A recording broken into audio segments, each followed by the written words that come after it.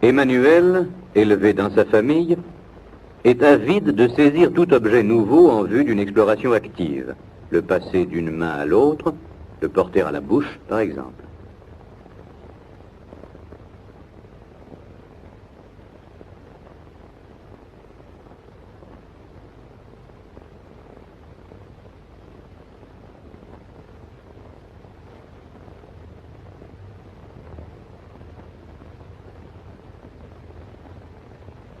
Totalement absorbé par ces manipulations, l'enfant prête peu d'attention à son entourage. Christine, régulièrement confiée à une crèche de jour, ne semble pas présenter un comportement différent de celui de l'enfant précédent. Elle saisit les cubes des deux mains,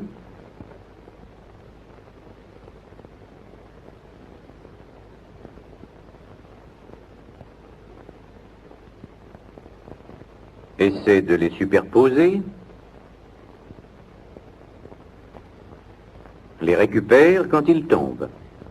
Elle aussi est tout absorbée par son jeu. Ces deux exemples nous ont montré le cas d'enfants dont les conditions familiales offrent toute sécurité.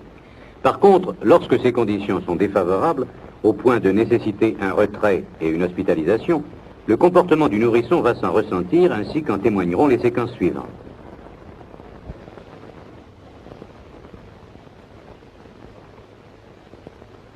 Caroline, dont la mère s'est médiocrement souciée, est anorexique.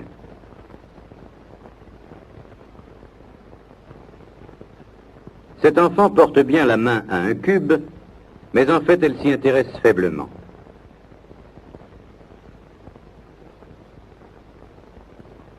Très souvent, elle jette un regard interrogateur autour d'elle.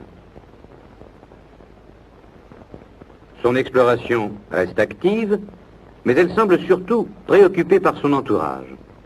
Dans les cas qui vont suivre, le souci croissant de l'environnement et l'inquiétude décuplée auront pour corrélatif un amoindrissement de l'attention prêtée au jeu. Par exemple, Véronique, également anorexique, manifeste son refus en écartant ses mains d'un geste d'évitement.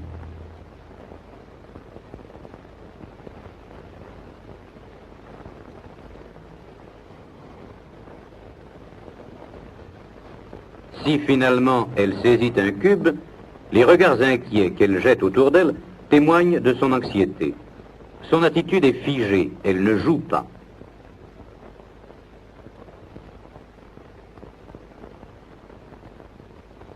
Jean, retiré très tôt à sa famille et hospitalisé après plusieurs placements, épie attentivement les gestes du psychologue.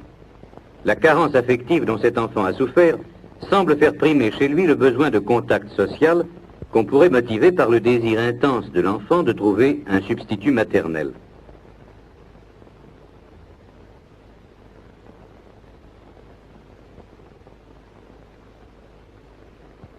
L'intérêt porté aux objets nouveaux est nul.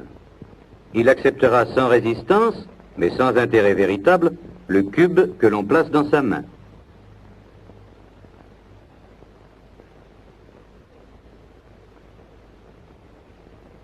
René, dont le cas est similaire, se tient immobile devant les cubes.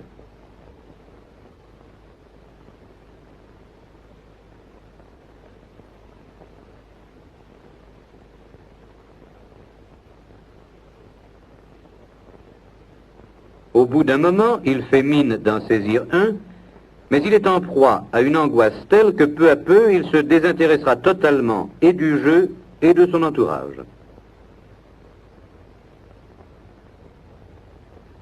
Épuisé, il s'absorbe en lui-même et se réfugie dans une satisfaction haute. Sucer son pouce.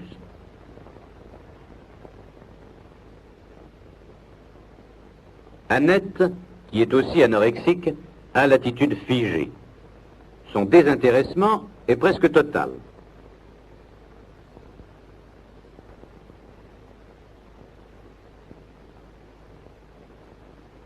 L'anxiété grandissante se traduit par des mouvements de lèvres, des clignotements et par une respiration irrégulière.